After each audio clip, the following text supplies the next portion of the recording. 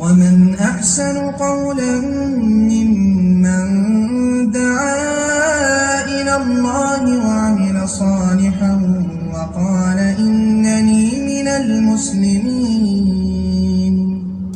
بات یہ ہے کہ یہ جو ہے نا ان کے ساتھ آپ کہہ رہے ہیں مخالفتیں ہوئی. جی جی مخالفتیں یہ تو کچھ بھی نہیں اور میں کچھ بھی نہیں. صحیح بات.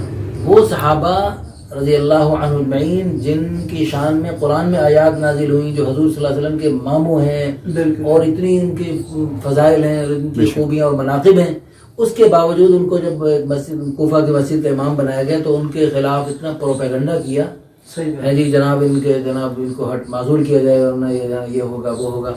تو حضرت عمر رضی اللہ عنہ شاید زمانے تو معزول کیا بھی گیا، لیکن بعد میں جب تحقیق کی گئی تو پتہ چلا ایک ہی یعنی پورے اس علاقے میں کوفے میں تحقیق کی گئی کہ کتنے لوگ ہیں ان کے مخالف یعنی کتنے جو باقی جو کہہ رہے اتنا اگر ان کو نہ معزول کیا اگر نقصان ہو جائے گا.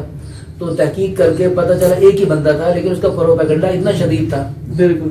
اور پھر انہوں نے حضرت نے دعا فرمائی یا اللہ اگر یہ اس نے ظلم کیا اور زیادتی کی ہے تو یا اللہ اس کی لمبی عمر کر اور اس کو فتنوں میں مبتلا کر اور اس کو سزا دے. تو پھر اس کی حضرت ان کی دعا کے مطابق اس کی لمبی عمر ہوئی اور اس کو شدید تکلیفیں ہوئیں اور اس کو بہت بیچارے کو سزائیں ملی. اور وہ جب عورتوں کو چھیڑتا تھا اور اس سے لوگ کہتے تھے تو اس عمر میں یہ کیا کرتا ہے بابا، تو وہ کہتا تھا مجھے سعد بن وقاص رضی اللہ عنہ کی بد دعا لگتی. اللہ تعالیٰ ان سب ہمارے پڑوسیوں کو عافیت کے ساتھ ان کو ہدایت نصیب فرمائے جو ایسی نقصانات کرتے ہیں. لیکن امید ہے الحمدللہ بھائی جان کے ہمارے پیارے بھائی کے اس کی محبت اور اس کے خلوص کی وجہ سے اللہ پاک اچھے رویے کی برکت سے اللہ تعالیٰ ان کو ان کا دوست بنا دیا ہو. بالکل قریب ایسا نہیں ہے. بالکل ہمارے ان کو تو شاید یاد نہیں، نماز پڑھتے ہیں ابھی تو میں نے دیکھے ان کو تو یاد نہیں جو اس وقت بہت بچے تھے.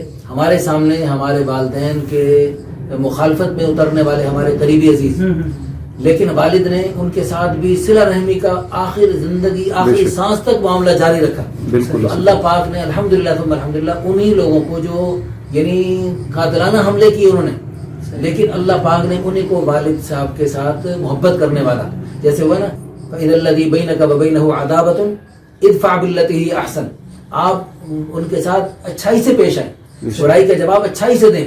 تو فَإِذَا الَّذِي بَيْنَكَ وَبَيْنَهُ عَدَاوَةٌ كَأَنَّهُ وَلِيٌّ حَمِيمٌ، وہ سخت دشمنیاں گہری دوستی سے بدل جائیں. تو الحمدللہ ایسا ہوا. تو الحمدللہ وہ دوست بن گئے.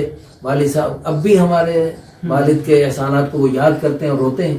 اللہ ہم سب کو بھی اپنے والدین کے چاہت کے مطابق بلکہ اللہ رسول کی چاہت کے مطابق صلہ رحمی کے ساتھ محبت کے ساتھ دین کی خدمت بڑے پیمانے پر کرنے کی توفیق عطا فرمائے. اور آپ سب پڑوسیوں کو بھی جزائے خیر عطا فرمائے جو ہمارے والدین کی اس محبت بھری فضا کو لے کے چل رہے.